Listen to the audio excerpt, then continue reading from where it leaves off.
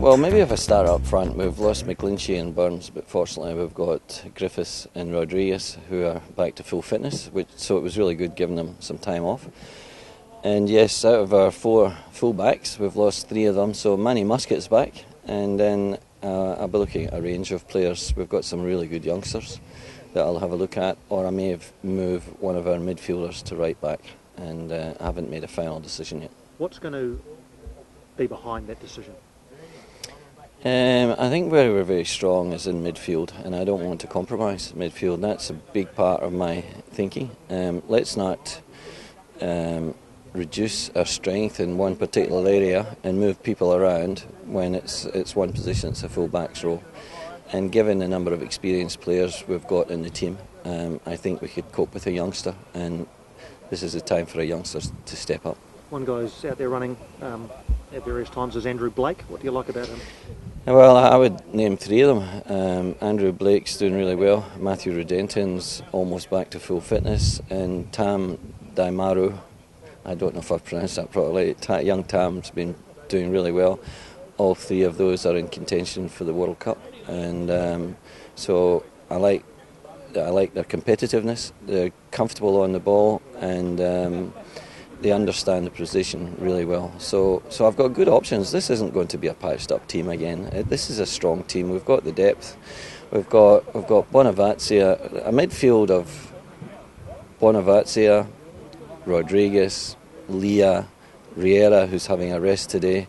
That's a very strong midfield. And then you've got Griffiths up front. You've got Roy Krishna, who's really on form. I only substituted Roy because the conditions deteriorated so much that we needed to make sure we didn't make mistakes in midfield. So I brought on Rodriguez as a midfielder for a striker, and we've still created chances up front.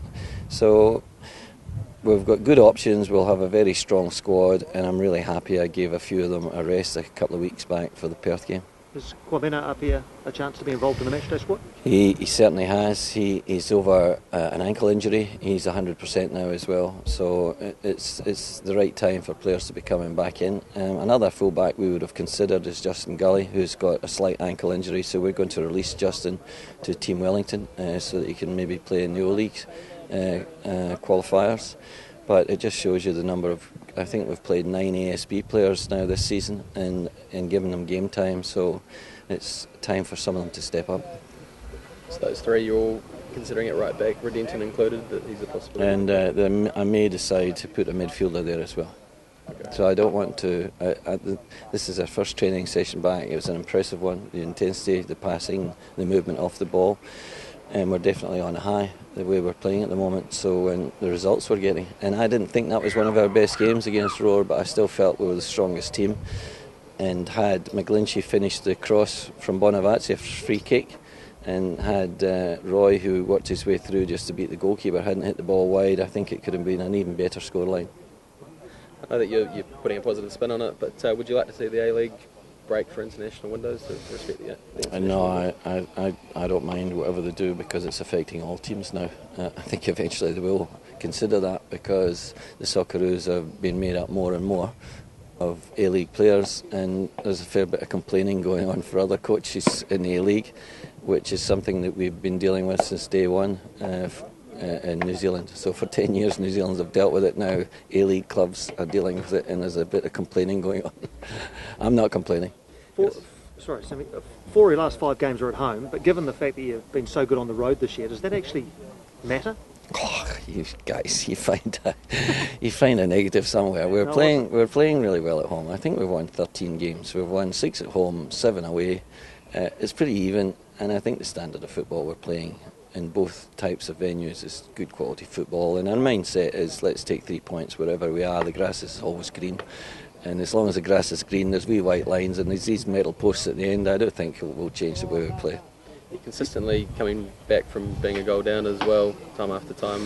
Just the mental strength of the team must be delighting you. Yeah, well, when you play attacking football, you're always going to get caught out at some stage. That's why we have 2 terrific centre backs and a goalkeeper who's on his best form ever, Glenn Moss. And I've said to the team, we'll attack you're going to concede the opposition opportunities to score. Sometimes they will, sometimes they won't. Whatever happens, we just push them again for another goal. But as soon as you start saying, oh, when we play attacking football, we concede goals, that's it, we've got to stop, what we're going to do, play defensive football. So it's working for us now. As I say, it's more psychological than anything else. It's a mindset. And the goal that Roar scored in the 5th minute was very much against the run of play. They hardly got out of their half for the first 5 minutes.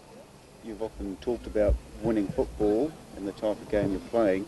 Even with what will be a rearranged team this week, there's no difference as far as you're concerned? No, there can't be. I think when you go into finals, and I think we're pretty well in the finals, we'd have to lose all our games, and the likes of Roar or Melbourne City would have to win all of theirs. So I would say we're in the top 6 now. Now we're aiming to be in the top 4. And the danger is you start changing what you're doing so well. And remember, 13 games, no one has won more games than us in the league, so we're doing something right. So the last thing we want to do is change what we're doing. And we've prepared a team that know the system, so no, we're not going to make changes. And given that we've got quality like Rodriguez coming in, Griffiths and Manny Muscat, I mean, these are high quality players that really know how to play. And a word on Sydney? Always a good team. They've recruited well. They're always going to be a handful. They've lost a couple of players as well. Really, it's again entirely a focus on how we're playing.